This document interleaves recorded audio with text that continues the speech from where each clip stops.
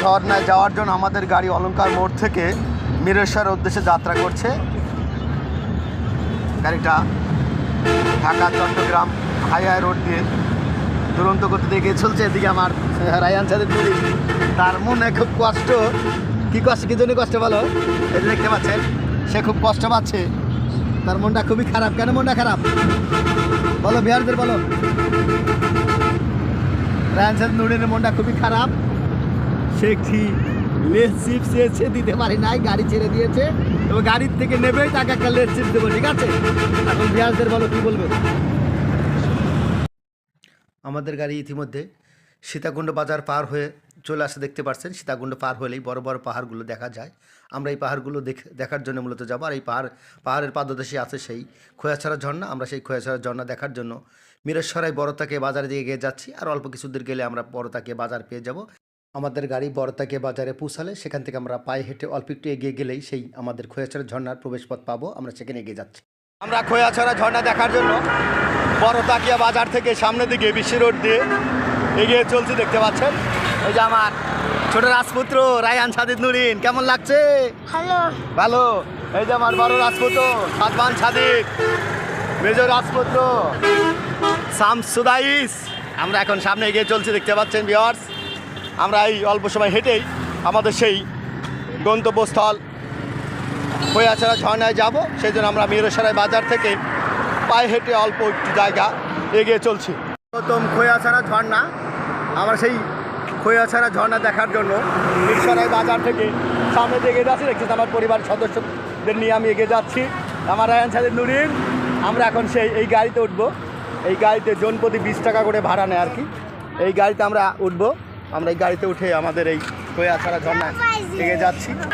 খোয়াছড়া ঝর্ণা দেখার জন্য সিএনজিতে উঠে যাচ্ছি। সিএনজি থেকে এই খোয়াছড়া উচ্চ বিদ্যালয়ের সামনে থেকে সিএনজিগুলো যায়, সেই সিএনজিতে তুলে দেখতে পাচ্ছেন আমি আমার পরিবারের সদস্যবর্গদের এগিয়ে যাচ্ছি। অল্প একটু রাস্তা, 10-15 মিনিট। গ্রামের আঁকা বাঁকা রাস্তা দিয়ে আমাদের সিএনজি সামনে দিয়ে এগিয়ে চলছে, দেখতে পাচ্ছেন। অত্যন্ত চমৎকার একটি পরিবেশ। এই সুন্দর জায়গাটা দেখার জন্য আমরা এগিয়ে চলছি। সামনে বড় বড় পাহাড় আমাদের দেখার জন্য হাতছানি দিচ্ছে, দেখতে পাচ্ছেন। আমরা এই পাহাড়গুলোতেই আসলে মূলত যাব। পাহাড়ের পাদদেশেই সে আমাদের খোয়াছড়া ঝর্ণা। চারদিকে ছোট ছোট লতাগুল্ম গাছ, বড় বড় গাছে ঘেরা এই সবুজ প্রকৃতি পেরিয়ে এবং সেই ভয়ঙ্কর রেল ক্রসিং, যে রেল ক্রসিংয়ে আটকে গত 2023 সালে কয়েকজন শিক্ষার্থী এই জায়গায় দুর্ঘটনা পতিত হয়েছিল, দেখতে পাচ্ছেন। সেই ভয়ঙ্কর রেল ক্রসিং, এই রেল ক্রসিং আটকা পড়ে তারা মৃত্যুবরণ করেছিল। সেই খোয়াছড়া ব্রিজের ঝর্ণা সৌন্দর্য দেখে ফেরার পথে দেখতে পাচ্ছেন অত্যন্ত চমৎকার পাহাড়গুলো। আমাদের গন্তব্য এই পাহাড়ই। মূলত আমরা এই পাহাড়ের সৌন্দর্য দেখার জন্য এগিয়ে চলছি।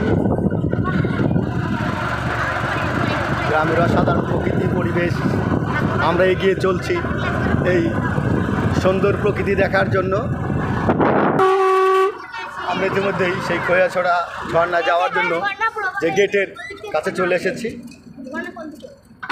আমরা এখন এই জায়গা থেকে ট্রেকিং করে সেই খোয়াছড়া ঝর্ণা চলে যাব। আমরা সেই সীতাকুণ্ডে খোয়াছড়া বাজারে ট্রেকিং করার জন্য এগিয়ে যাচ্ছি। আমরা দেখতে পাচ্ছেন যে আমার বড় ছেলে এবং মিসেস তারা একটা বাসের সাঁকো দিয়ে পার হয়ে যাচ্ছি। মূলত আমরা এইখান দিয়ে হেঁটে আমাদের এই মূল খোয়াছড়া ঝর্ণা দেখার জন্য এই পথ দিয়ে আমরা এগিয়ে যাবো। একটা গিরি খাদ দেখতে পাচ্ছেন, এই গিরি পথ দিয়ে আমরা এগিয়ে যাবো আস্তে আস্তে, ঠিক আছে? আমরা এগিয়ে চলছি।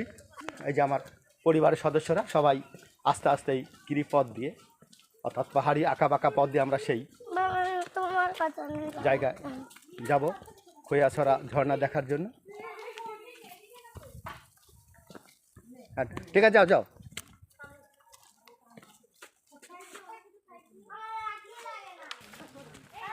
আমরা সবাই আস্তে আস্তে সেই পাহাড়ি পথে দিকে এগিয়ে চলছি, দেখতে পাচ্ছেন।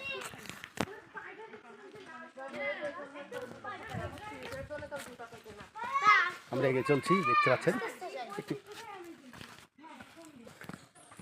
এই আঁকা বাঁকা পাহাড়ি পথ দিয়ে আমরা এগিয়ে চলছি, দেখতে পাচ্ছেন। খুবই চমৎকার সেন্স অফ পরিবেশ, একদম নীরবতা, কোনো কিছুই দেখা যাচ্ছে না, শুধু ঘন জঙ্গল। সেই জঙ্গলের মাঝ দিয়েই পাহাড়ে আঁকা আঁকা পথ দিয়ে আমরা এগিয়ে চলছি।